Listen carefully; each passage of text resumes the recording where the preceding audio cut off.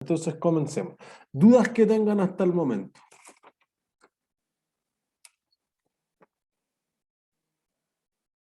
De la lectura, de lo que sea.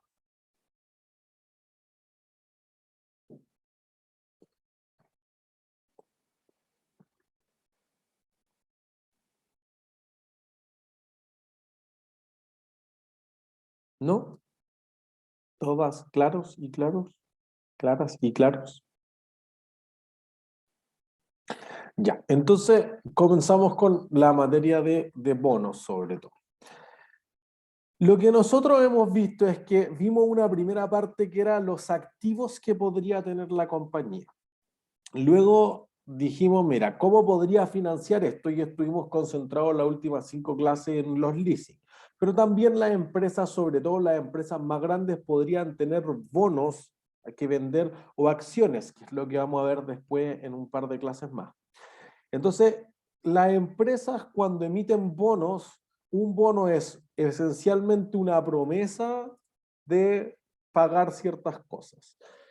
Regularmente los bonos entran en una categoría que uno llama instrumentos de renta fija, y el instrumento de renta fija se tiende a confundir con que esa renta fija sea renta segura o renta constante, y eso realmente no es a lo que se refiere.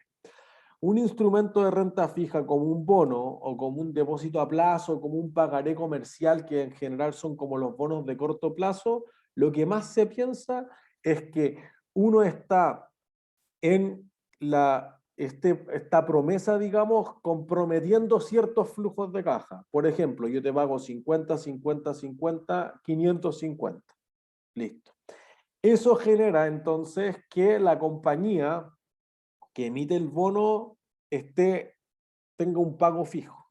Por el contrario, el comprador del bono o el tenedor del bono lo que hace es que conoce cuánto le podrían pagar, pero la empresa podría no pagar igual.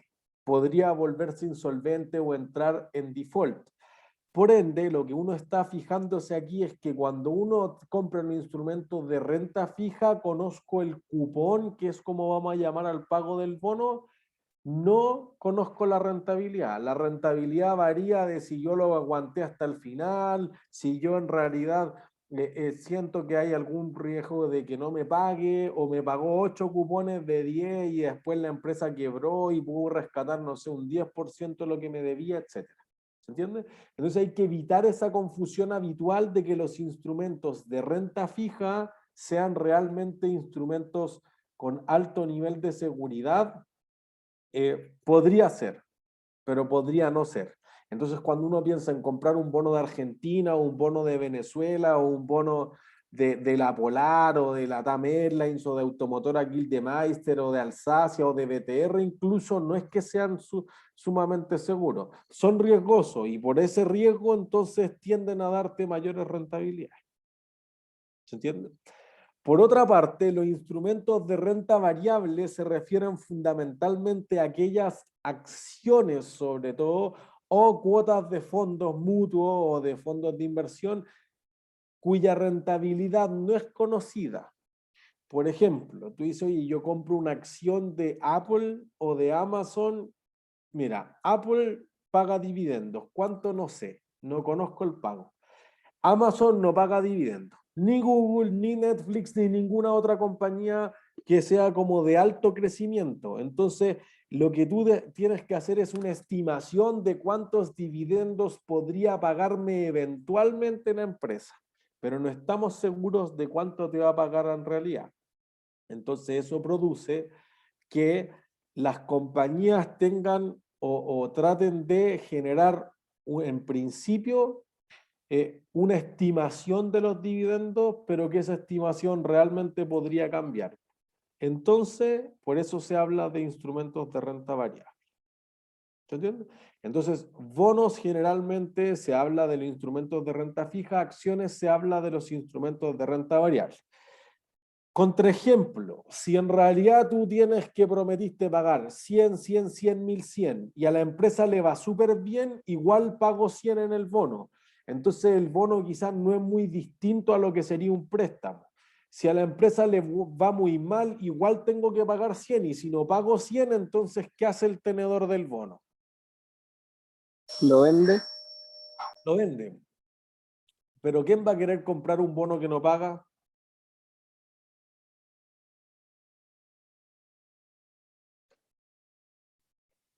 No es tan fácil vender un bono que no paga, porque obviamente si tú lo encuentras malo, todos lo encontramos malo. Entonces va a pasar algo más simple. Yo les debo plata a ustedes y ustedes llegan a cobrarme y yo les digo que no les puedo pagar. ¿Qué harían ustedes? ¿Se renegocia? Ya en principio podría renegociar, pero si yo no veo viabilidad en el negocio, ¿qué harían?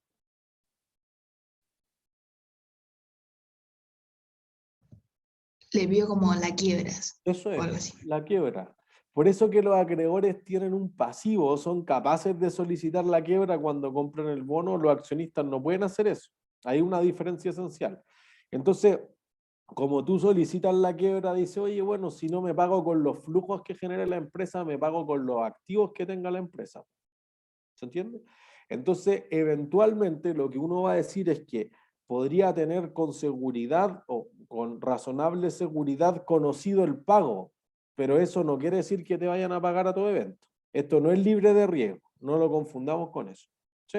Entonces, la empresa hacia arriba o hacia abajo va a pagar una cantidad fija, le vaya muy bien o le vaya muy mal, no varía la cantidad, pero eso no quiere decir que la rentabilidad sobre la inversión sea constante. No es así. ¿Sí?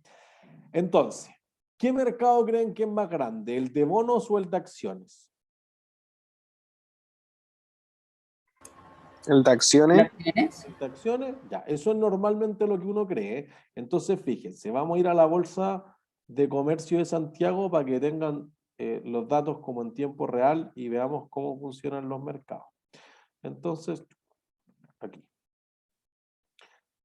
Aquí está. Entonces, fíjense, estamos en la página de la bolsa, vamos a ir a la sección que dice mercados y aquí dice mercados en vivo.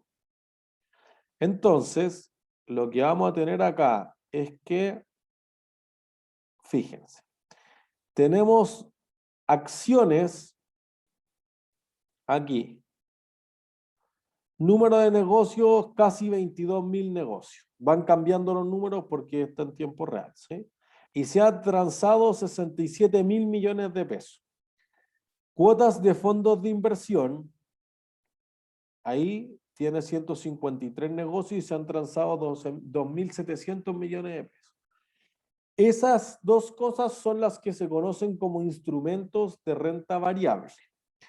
El resto de las cosas son futuros, un derivado financiero más complejo, no se ha hecho nada. Monetarios, que alguien vaya a cambiar monedas a la bolsa, se ha hecho una transacción. De hecho, en la sección de las 10 no se había hecho ninguna transacción. Y opciones, que es otro derivado, tampoco se ha hecho nada. Pero aquí abajo tienen los instrumentos de renta fija, 280 negocios, y fíjense el monto transado, 278.000 millones. Aquí, debajo de los instrumentos de renta fija, están los instrumentos de intermediación financiera, 731 negocios, y fíjense el volumen de transacción que tiene. Entonces, si uno va por el número de negocios, las transacciones son más altas en acciones. Pero, ¿cómo se ve el volumen realmente? Por el monto transado. Y aquí lo que más se transa son bonos. Sean bonos a más de un año, que es lo que uno describe como instrumentos de renta fija, o sean bonos a menos de un año, que es los instrumentos de intermediación financiera. ¿Sí? Fíjense que aquí tenemos que en total se han transado algo así como 1.100 millones y un poquito más perdón, no 1.100, 1,1 billones de pesos en bonos, y en renta variable solamente se han transado 70.000 millones. Esa es más o menos la proporción diaria promedio, como un 7% de las transacciones son en acciones y un 93% son en bonos, que intuitivamente no es lo que uno pensaría, pero quizá ahora hace sentido. ¿Quiénes son los inversionistas que compran esas acciones?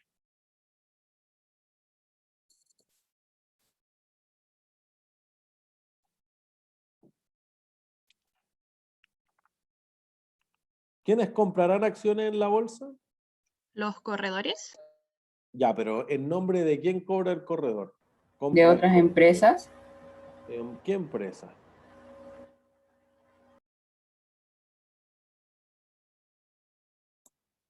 ¿Personas? Persona. Eso es lo más. Entonces, por eso fíjense que las transacciones son más pequeñas. Yo compro 200 luquitas, ustedes compran 500 luquitas, pero son montos chicos. Comparativamente, los que compran los bonos, ¿quiénes serán?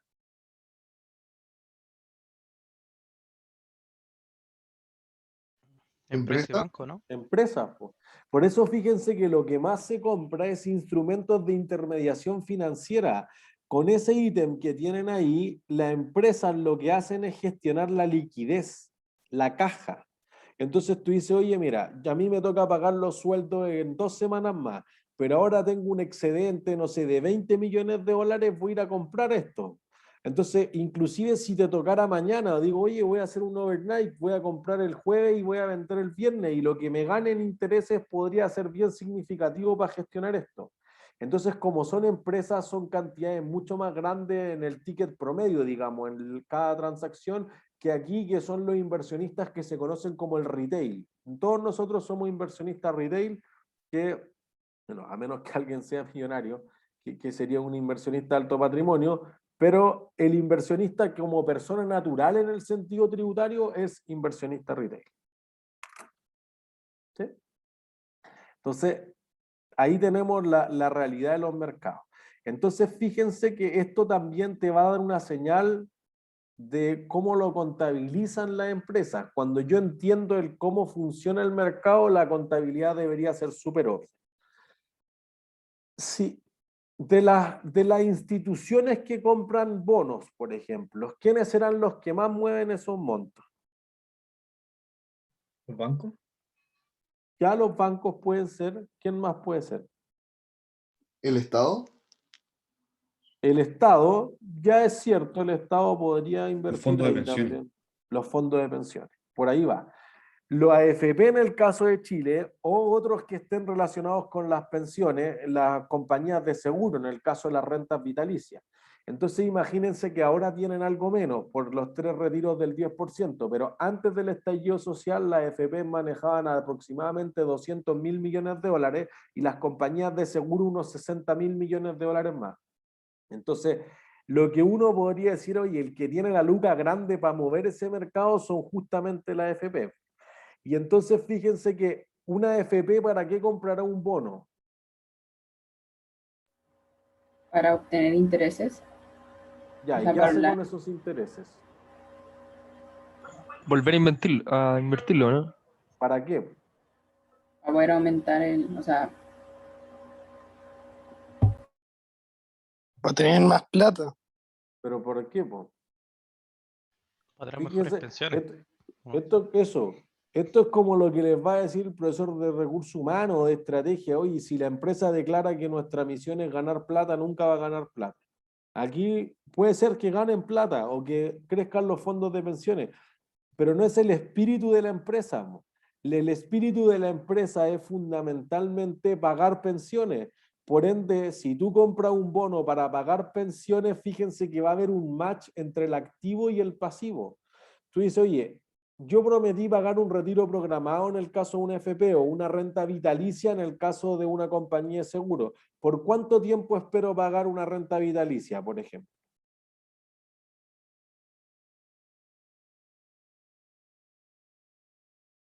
¿Cuánto tiempo dura 30 una años, renta vitalicia? ¿Cuánto?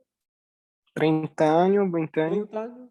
O sea, desde que la persona se pensiona, digamos 60 hasta que fallezca. Las tablas de mortalidad más actualizadas hablan de 91 años las mujeres, 86 años los hombres, pero uno podría decir, oye, en teoría es para siempre. Bueno, ese es el pasivo que tiene la compañía de seguro. Bueno, el activo debería encontrar algo que sea más o menos el mismo plazo para que hagan match. ¿Se entiende?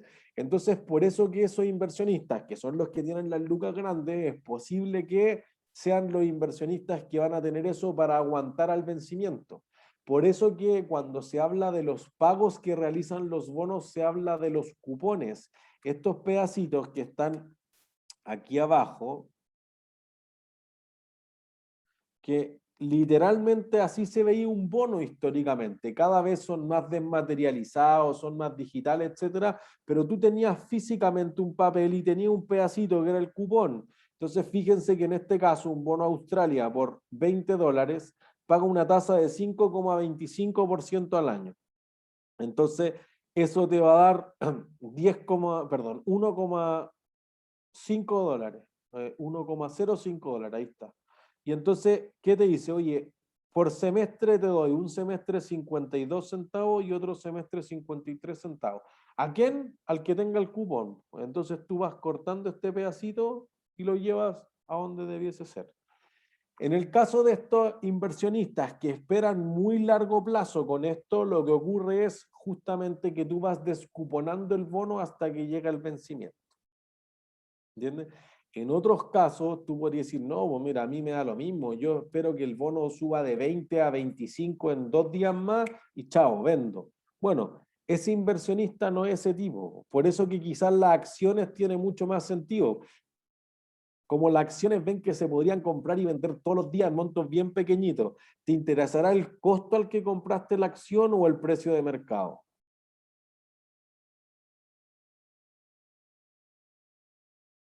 Precio de mercado.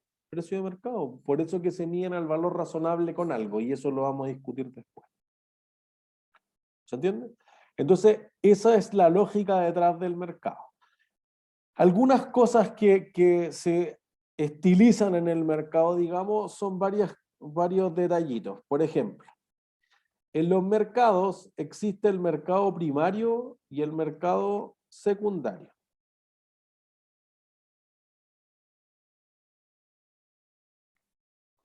El mercado primario es el emisor vende. ¿Sí? El mercado, o sea, para ejemplificarlo, tú eres el Parque Arauco, vendiste un mono y te lo compró la FP Cupro. O tú eres Entel, o tú eres Ripley que está por sacar un bono, etc. El emisor se lo vende a la contraparte. En el mercado secundario es un tenedor se lo vende a otro.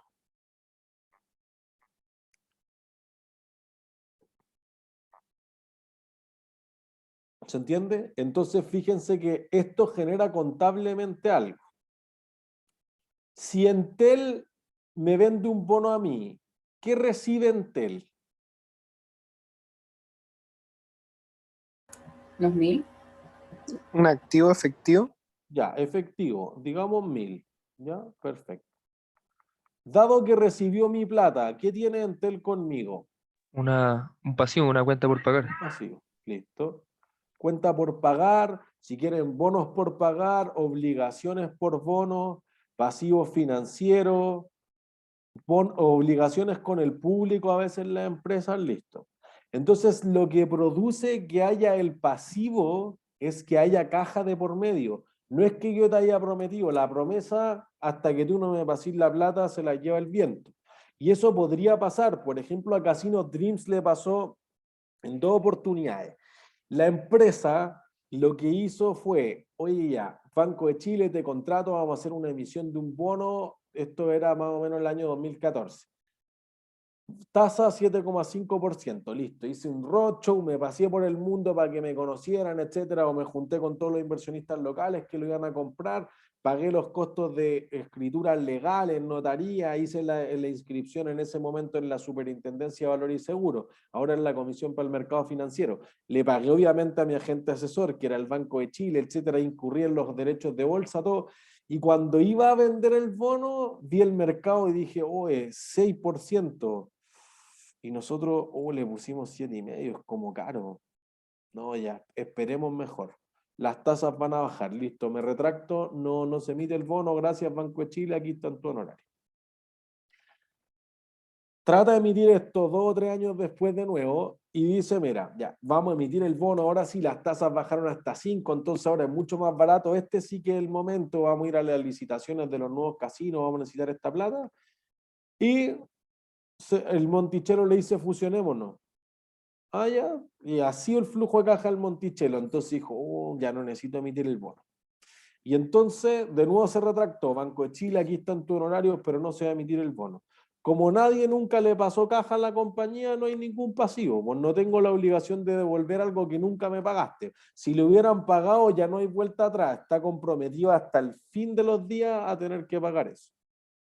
¿Sí? En cambio, en el mercado secundario, la FP Cuprum lo compró hoy día, no le gusta, mañana lo vende. Yo también compré uno, pero tengo un accidente y se los vendo el lunes a ustedes y a ustedes les gusta, pero después subió 10% y se lo venden a otro así. ¿Cuánta caja extra le entra a la empresa? ¿Ninguna? Ninguna, po. Entonces, este caso de acá no genera un efecto contable para el emisor.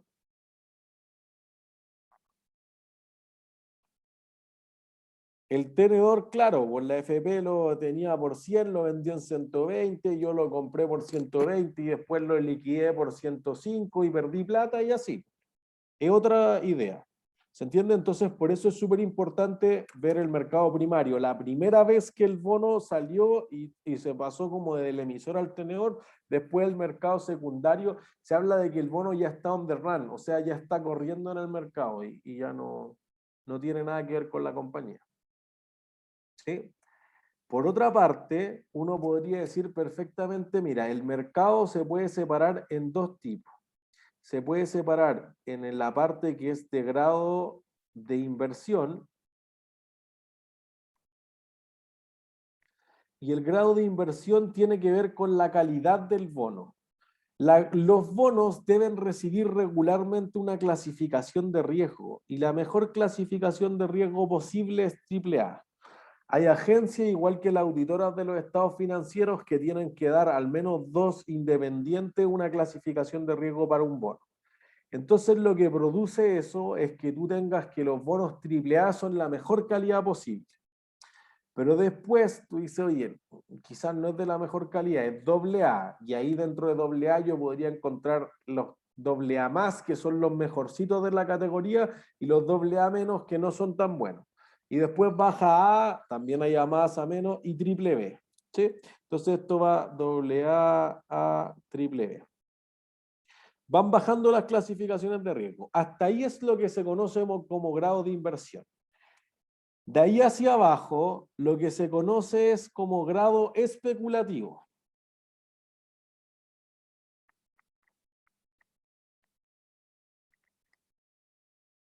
Entonces, en el grado especulativo, uno dice, mira, tengo W, B, C, y eventualmente entra en default. Eso sería la categoría D. Entonces, lo más probable en el grado de inversión es que el bono te pague. Lo más probable en el grado especulativo es que el bono no te pague. ¿Sí? Entonces, existen regulaciones para que algunos tipos de inversionistas no puedan comprar en el grado especulativo. ¿Quiénes les parece que sería irresponsable que invirtieran en bonos de grado especulativo? La AFP, pues, ¿no? La FP. ¿Quién más?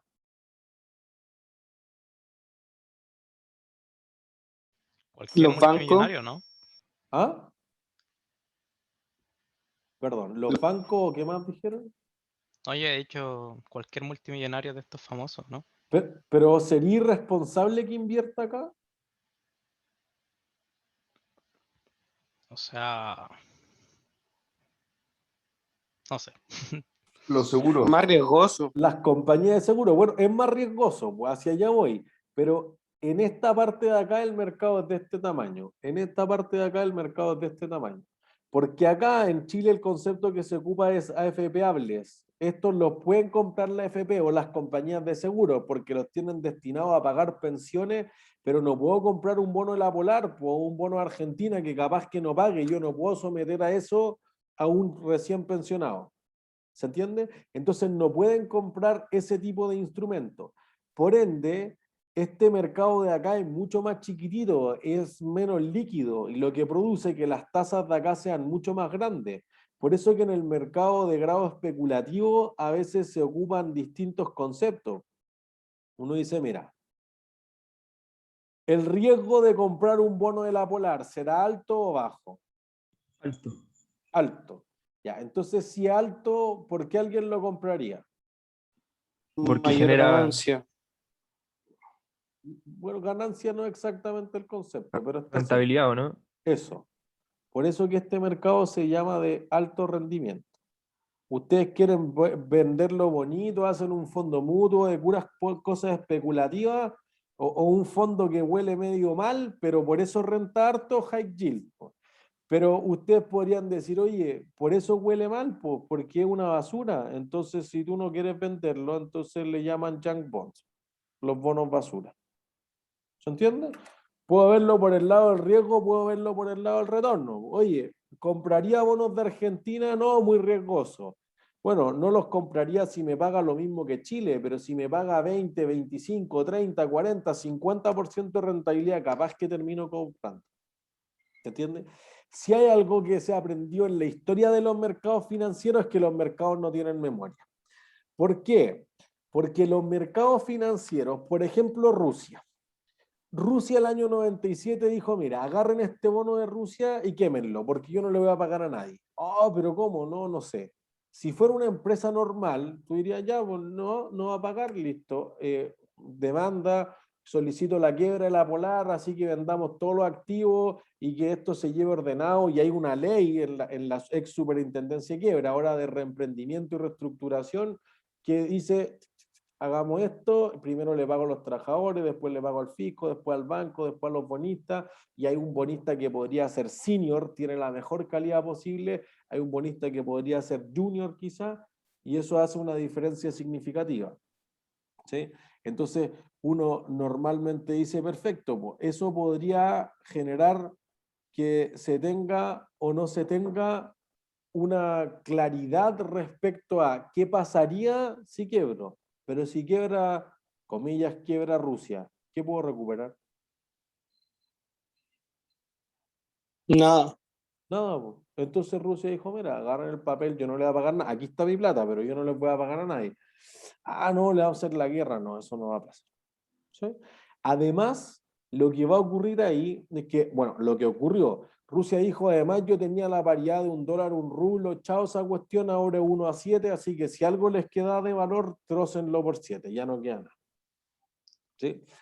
Entonces uno dice, ah, ya, mira, para la empresa es más evidente, porque si la Polar no me paga ahora, yo no le voy a prestar nunca más, pues quizás hasta ahí llegue la Polar.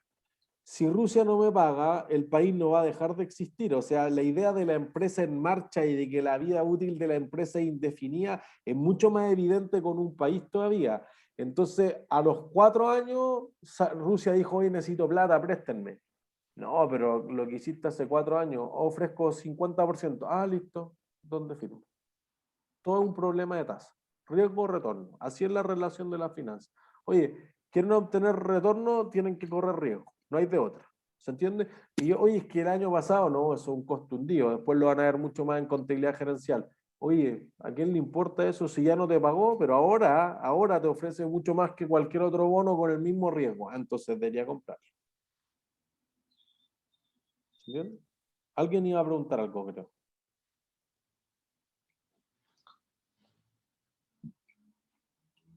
¿No? Perfecto. Entonces, esa es la tónica en que uno compre un bono que sea más bien seguro quizá o medianamente seguro, no 100% seguro, que sea de grado de inversión o que sea de grado especulativo fundamentalmente. ¿Sí? Entonces aquí vemos un bono de Australia, eso de abajo son los cupones, aquí tenemos uno del estado de California y fíjense que ahí ya le falta un cupón, ya se fue recortando una parte. ¿Se entiende? O podrían ser más largos, tú dices Banco Central Mexicano, mira, le falta una serie de cupones, o más largo todavía, aunque le falten menos, República de China. ¿Se entiende? Depende del plazo que se quiera emitir. Por eso, sobre todo, pueden ser una buena alternativa porque los bonos son más exóticos, es el concepto. Con exóticos se refiere a que los plazos que uno puede entregar comparado con un préstamo, por ejemplo, son bien distintos. ¿Se entiende? Entonces, fíjense, aquí está el bono del Banco Central de Chile, que cuando mi amigo me lo prestó me dijo que no lo mostrara, pero ya venció, lo puse igual en las láminas. Pero fíjense que dice, del 1 de mayo del 95 al 1 de mayo del 2015. 20 años el bono. Esto eran unidades de fomento. Del 1 de noviembre del año 95 hacía el primer pago, 6 meses después del 1 de mayo. Pagaba 6,5, por lo tanto te pagaba la mitad de eso o algo muy cercano en la tasa efectiva en noviembre y en mayo, cada 6 meses en el año. Y pagó así durante 20 años y ahora el bono ya está vencido, obviamente ya terminó de pagar todo. ¿Sí? O aquí está, por ejemplo, el bono que nosotros mencionábamos en el capítulo de matemáticas financieras, sobre todo, que mencionábamos respecto a Disney, los bonos Bella Durmiente o los Sleeping Beauty Bonds de Disney. Entonces, los bonos Bella Durmiente fundamentalmente eran bonos que yo creo que no se alcanza a ver tan bien, pero si ustedes tienen las láminas abiertas, háganle zoom.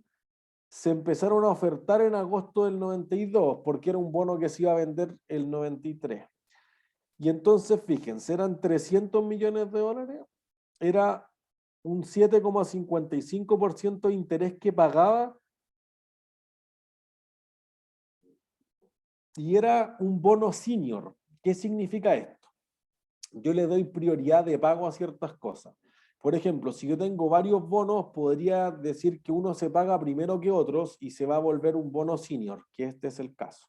Si yo digo hay unos segundos en la línea de pago y quedan ahí entre medio como en la galucha, eso es un bono que normalmente se llama mezanín, que hay entre medio. Y si hay alguien que esté al final de la fila de pago, es lo que se va a llamar el bono junior, queda último en la fila de pago, por lo tanto está subordinado a que se hayan pagado los senior y los mezanín para que el junior cobre. ¿Sí? Entonces este era senior. Y ahí te dice que madura el año 2023. Por eso después Disney inició como una era, la saga de los bonos, que no solo Disney, pero que lo siguió Coca-Cola, IBM, etcétera, que habían iniciado en 1993 y pagaban en 100 años más. Entonces, eso posibilitó, por ejemplo, que lo que le fueran a pagar en 100 años más quizá era poco relevante para el valor total. ¿Sí? Entonces, fíjense que 7,55%, ¿les parece una tasa alta o baja?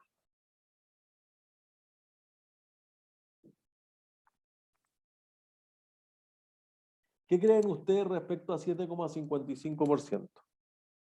¿Es muy alto o es muy baja para Disney? Profe, pero esa tasa es anual o es Anual. como del... Ah, entonces Anual. alta, ¿o no? Alta. Porque con el tiempo las tasas han bajado muchísimo, que es lo que más hemos dicho. Oye, las tasas hoy en día son cercanas a cero o negativas, cosas ridículas. Entonces, Disney se comprometió a pagar 7,55% por 100 años, un plazo muy largo.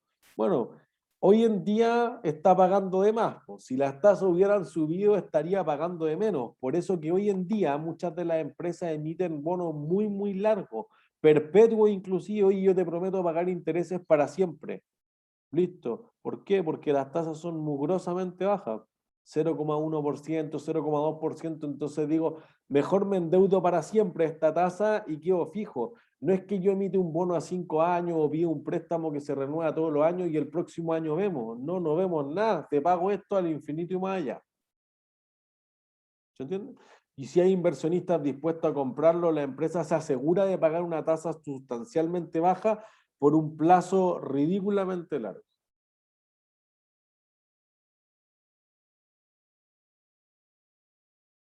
¿Se entiende?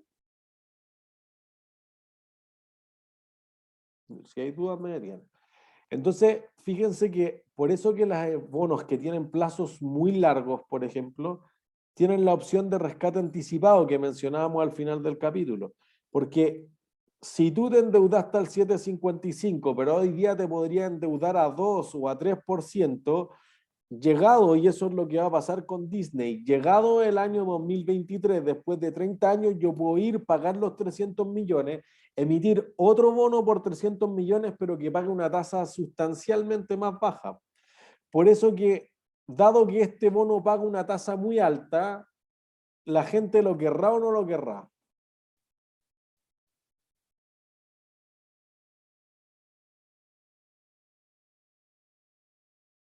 La Sí, gente, sí, po. Entonces, si hay exceso de demanda, ¿qué pasa con el precio? Cae. De nuevo, si hay mucha demanda, sube, pues, ¿no? sube el precio, cae la tasa, pero sube el precio. Entonces uno diría, oye, la gente ya no paga los 300 millones, que sería el 100% del valor par del concepto, sino que paga el 150, el 160% del valor par.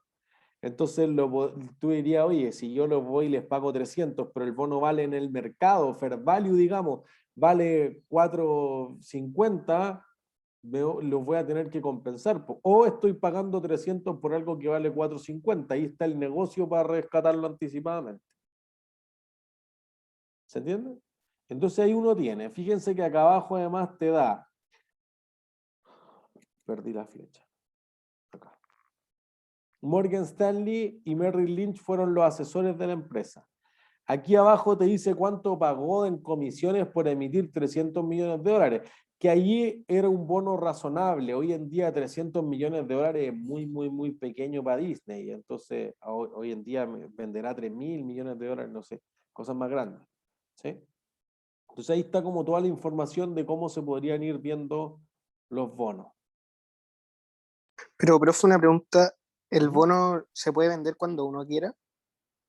Ujú. Esa es la característica. Diría que la principal diferencia entre un préstamo y un bono es que el préstamo no se puede vender cuando quiera. Yo me casé con el banco y vamos a morir juntos. En cambio, yo compro un bono de Disney y mañana no me gusta Disney y lo vendo. Y me compro uno de Netflix. Ya, vale. ¿Entiendes? Profe, ¿y la misma empresa puede comprar el bono?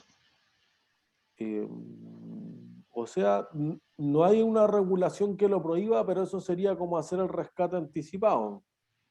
Sí, Porque por en el eso. fondo, si yo compro la plata, yo como que no te vas a deber a ti mismo. Entonces, si yo compro el bono, ya no hay nadie externo a la empresa que le deba, desaparecería el pasivo. Cada vez que la empresa compra cosas de sí misma, sean bonos o sean acciones, debe reducir el pasivo y el patrimonio. No es que tenga, oye, yo compré acciones de mi misma empresa, entonces ahora tengo activo acciones, ¿no? Po. En realidad lo que pasa es que hay menos acciones en el mercado.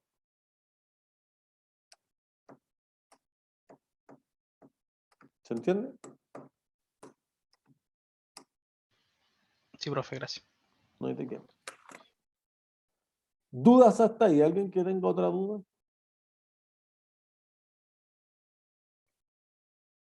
¿No? Perfecto. Entonces, miren. La lógica de los mercados financieros es la siguiente. No todas las empresas pueden comprar bonos o emitir bonos, primero. Si nosotros pensamos en el caso de un banco, sobre todo, déjenme ponerle rojo. ¿Cuáles serán los activos que tiene el banco?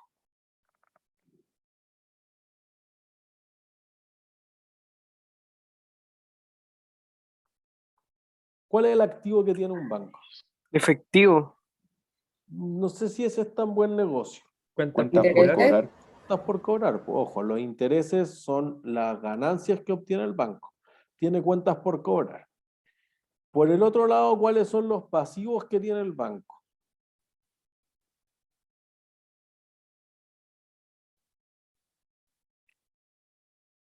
Cuentas por pagar. ¿Con quién? Como por ejemplo con los bonos, pues, ¿no?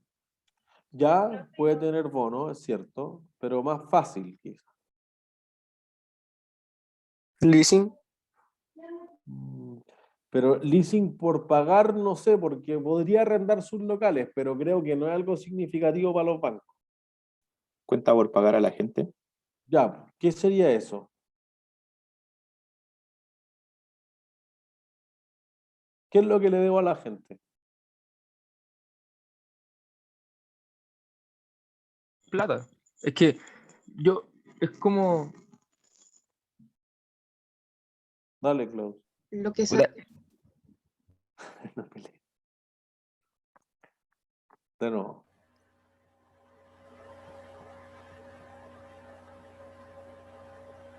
¿Florencia o Klaus? ¿Alguien va a hablar? los de, Perdón.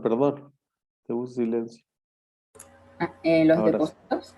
Eso, po, los depósitos a plazo, por ejemplo. Pero los depósitos a plazo ofrecen una tasa. Entonces uno dice, oye, hay algo que no ofrece ni una tasa, pues ¿qué plata tiene el banco que no ofrece ninguna tasa?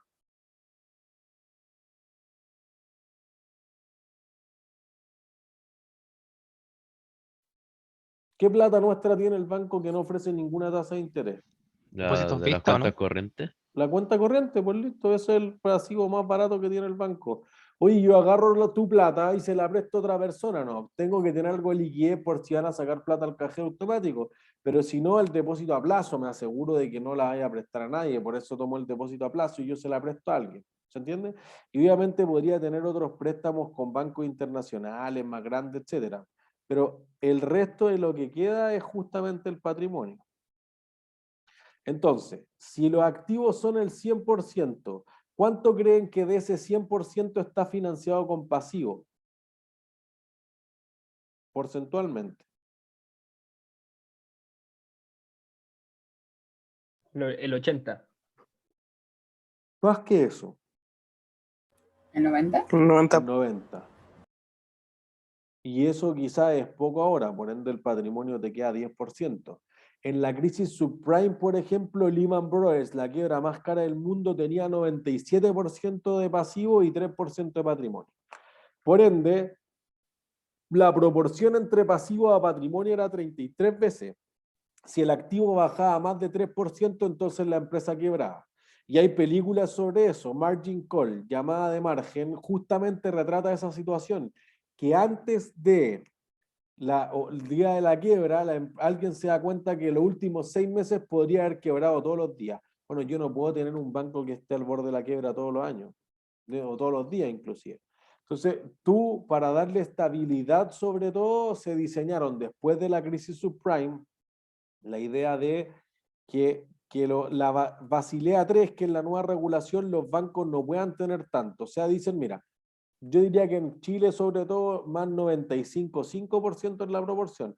Pero si tú le vas a prestar a clientes buenos, entonces tienes que tener mínimo como 10% de patrimonio.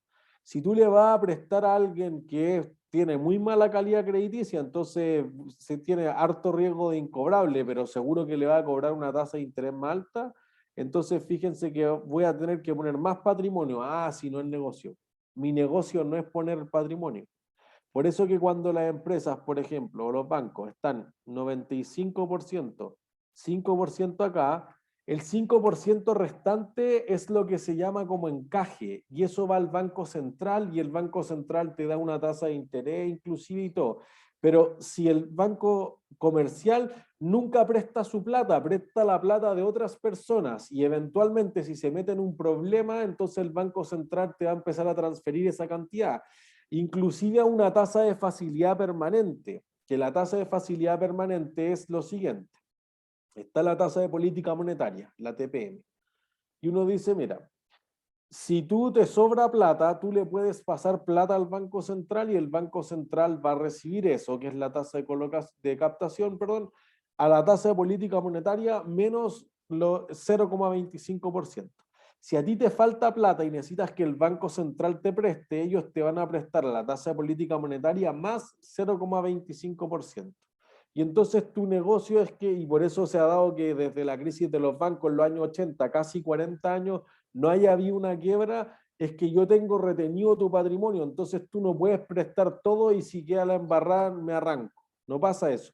El Banco Central tiene este encaje y te lo va a ir transfiriendo en la medida que sea necesario y tú se los vas devolviendo mientras tenga excedente.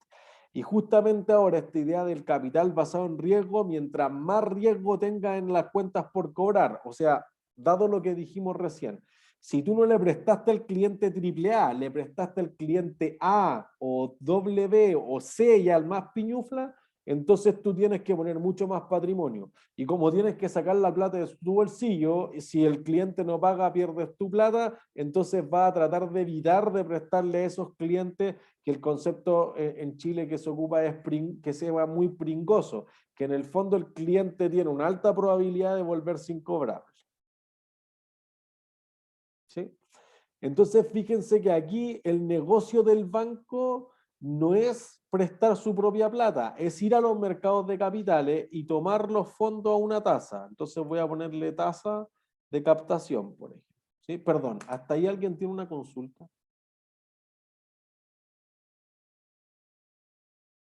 ¿No? Perfecto. Entonces voy a decir, mira, ¿cuánto me va a dar por un depósito a plazo el banco? 2%. El banco toma mi plata y va y se la presta a una empresa. Entonces hay una tasa a la que coloca los fondos, tasa de colocación. Y la coloca a 5, por ejemplo. Listo.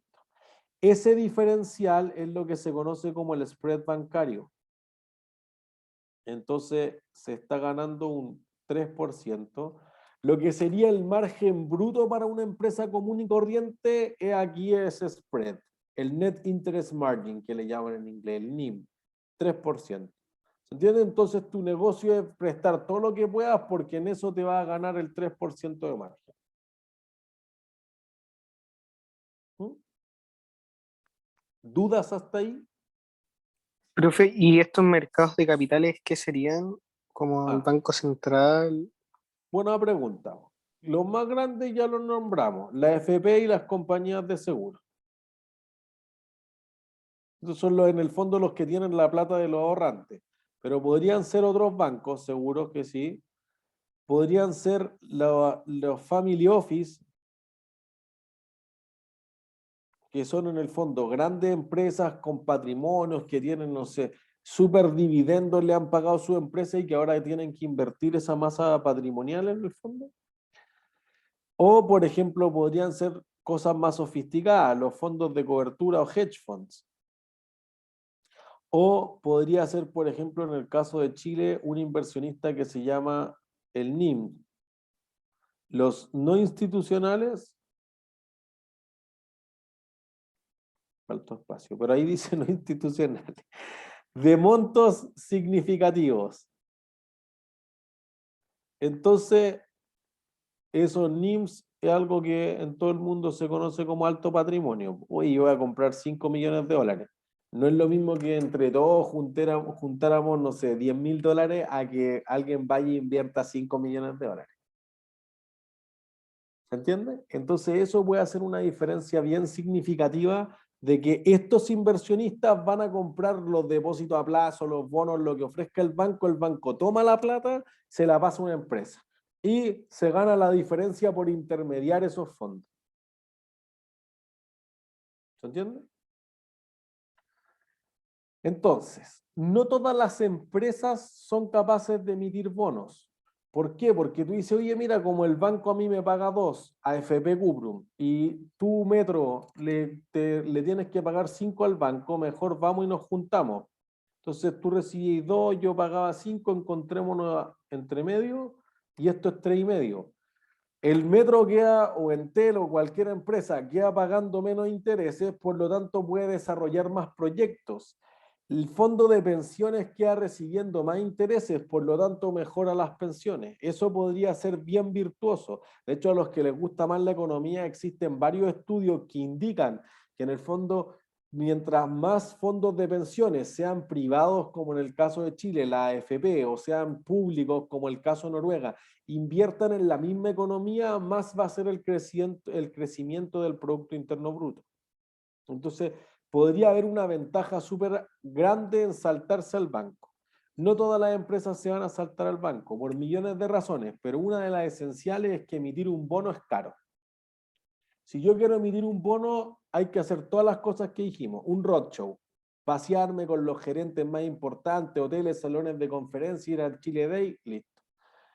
Hacer una inscripción legal, por lo tanto tengo un prospecto de 300 páginas, tengo que llamar a los abogados, llevar a la notaría, tengo que pagar los derechos de bolsa, tengo que preparar estados financieros bajo IFRS o la US GAAP, tengo que tener una serie de papeleos, tengo que abrir un departamento de relación con los inversionistas para que me pregunten lo que sea, no sé, es caro eso. Entonces, si tú quieres $1.000.000 y sabes que el banco te va a cobrar un 3% de sobrecargo, digamos, y quizás es un 1,5% porque nos vamos a ir a medias con el ahorro, tú dices, oye, si yo le pidiera al banco 1.000.000, terminaría pagando 1.050.000. Si yo voy a emitir un bono, termino pagando 1.035.000. fíjense que me voy a ahorrar $15.000, pero si tú en realidad le tienes que pagar a la Raín Vial o a BTG Pacto, a la otro banco de inversión, $50.000, $80.000, $200.000, es horrible el negocio. ¿Se entiende? En ese caso te conviene ir a pedirle al banco, aunque la tasa sea más cara, porque los costos de emisión son mucho más altos. Entonces, cuando la empresa decide si ir o no al mercado es cuando tiene un volumen razonable. Por ejemplo, lo más chico que se hace en el mercado local son $50 millones. Entonces tú dices, oye, mira, si yo me voy a ahorrar 3,5% o el 1,5% de los $50 millones, me ahorro $750.000. Suena razonable. Si yo en realidad voy a pagar costos de emisión y cualquier otra cosa, clasificación de riesgo, etcétera, por 500 y me ahorro 750, venga, bienvenido sea. Si en realidad yo me ahorro menos que lo que me va a costar, no tiene sentido, por una cosa de negocio. ¿Se entiende? Entonces es más eficiente y por eso no todas las empresas necesitan $400 millones. Por el contrario, si yo quiero $900 millones, es súper difícil que el banco me preste. Entonces también una de las razones que grimíamos al principio para que una empresa emita bono es simplemente que tú quieres un préstamo y el banco te va a dar un hipotecario. ¿A qué plazo?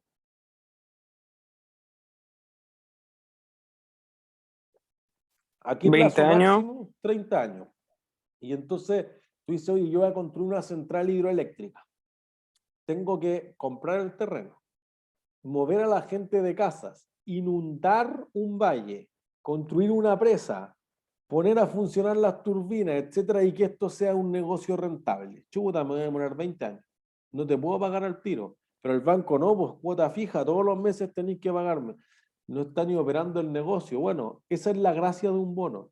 Un bono es más hecho a la medida, tailor-made. Entonces tú dices, oye, ¿cuánto puedes pagar mientras construyo? Cero, ya. Cero cupón durante 5 años. Después empiezo a funcionar, pero a muy poca capacidad, hay una parte de puesta en marcha y de marcha blanca, ya, 5 años más puro intereses, bullet. Y después empiezo a pagar los cuotones duros. Pero si estos 50 años, 100 años como el de Disney, el banco jamás te hubiera dado ese plazo, de ninguna forma. O te hubiera pedido una serie de garantía, oye, para prestarte eso por una casa, déjame 3 casas en garantía. Ah, no, el negocio. En cambio, los mercados de bonos son más flexibles en esos sentidos. Entonces, tú quieres a 100 años, ya quieres dejar garantía, no vaya, te subimos la tasa, pero no importa, pero todo se acepta. ¿Y cómo quieres pagar? Nada al principio, todo al final, listo, estructurémoslo así. Hay espacio. ¿Se entiende? Entonces, a veces las empresas tienen razones para emitir bonos y dicen, mira, ¿cuál sería la razón que ustedes tendrían para emitir un bono en su empresa?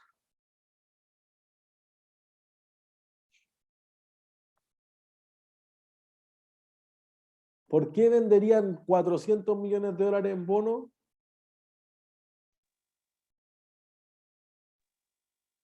Porque necesito plata es porque estoy vendiendo. ¿Pero para qué, po?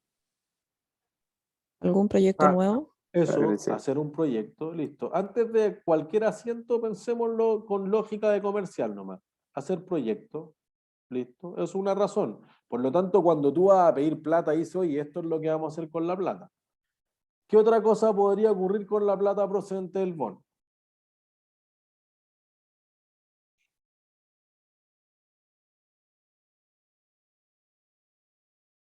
¿Qué otra cosa podría hacer con esa plata? Quizás pagar deudas. Eso. Más que pagar, digamos, reestructurar deuda. Entonces, quizás lo que decíamos de Disney, va a pagar una deuda anterior, pero con una tasa mucho más baja. Y la tercera, que siempre es conflictiva en los mercados, es fines corporativos. Oye, ¿qué van a hacer? No sé, fines corporativos. Y eso siempre he leído como, oye, van a hacer cualquier cosa, deben tener la mansa en barra adentro, así que chao, le voy a castigar en la tasa. ¿Entiendes? Esas son las razones que tienen las empresas normalmente para emitir bonos. No todas las empresas pueden hacerlo, pero no se refiere a que sean con fines de lucro o sin fines de lucro. Por ejemplo, la Universidad de Concepción el año pasado volvió a emitir el tercer bono en su historia desde el año 2002, si no me equivoco, o 2003 quizás. Entonces, uno dice, oye, no, pues que emitir el bono por el tamaño me es más barato que ir a pedirle plata al banco. Listo. O sea, nosotros podríamos haber emitido también, por ejemplo, en vez de tomar un leasing para construir el edificio A. La Universidad Diego Portales, que fueron los primeros, antes que la de Concepción por unos meses, también emitió un bono. ¿Se entiende? Entonces, el emitirlo o pedir un préstamo o pedir un leasing depende de otras cosas, de la tasa, de la flexibilidad que tenga, del activo que está en garantía, es un conjunto de las cosas. No pretendemos de ninguna forma que ustedes puedan evaluar y decir, oye, este sería lo óptimo para la empresa. Quizás si al final de un Finanzas 2, al final de la carrera, quizás uno podría exigir algo de eso. Pero mira, el bono es más flexible, el leasing es menos flexible, pero no me quedo con la tecnología obsoleta, tiene ventajas tributarias, pero el bono podría ser más líquido, entonces podría prepagarlo además, cosa que no tiene el leasing. Ya. Podrían encontrarle características a favor y en contra cada uno. ¿Sí? ¿Dudas?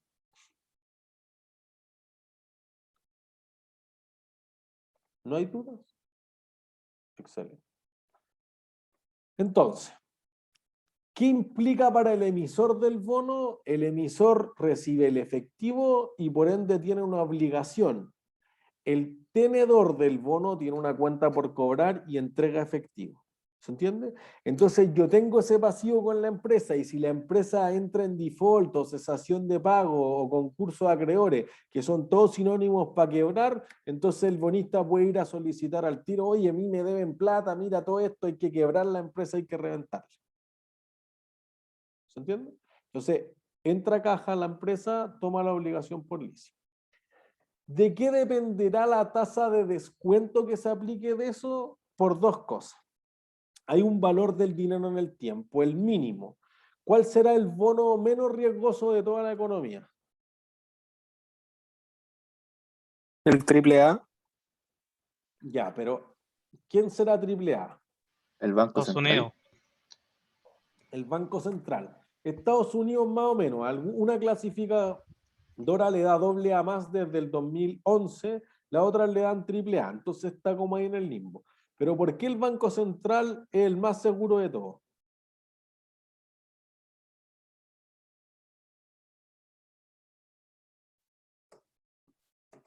Porque puede emitir, Porque ¿no? aunque la... ¿Por qué de nuevo? Como que interrumpió. Que puede emitir dinero. Eso, tiene el monopolio de imprimir los billetes, chao. Su riesgo de que no pague es súper bajo, tendría que ser de mala fe nomás, pero que puede imprimir los billetes. Eso crea inflación y otros riesgos que están más allá de lo que queremos discutir en este curso. Pero si uno dice, oye, podría ser que no tiene riesgo. Pues por eso es que en general uno tiende, en algunos países duros, pues como Estados Unidos, como Alemania, etcétera, uno tiende a hablar que el bono del Estado es lo más parecido al libre de riesgo. Y además tú sobre eso le vas a sumar algo por el riesgo. ¿Se entiende? Entonces no es solamente el cambiar plata de hoy por plata de mañana, valor del dinero del tiempo, sino que además hay un spread o un premio o una prima inclusive por riesgo.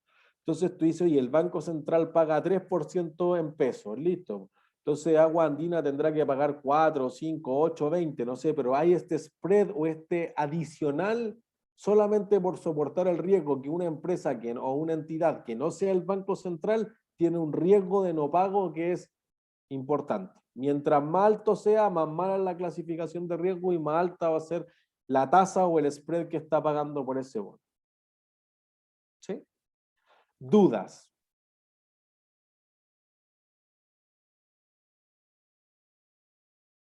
¿No?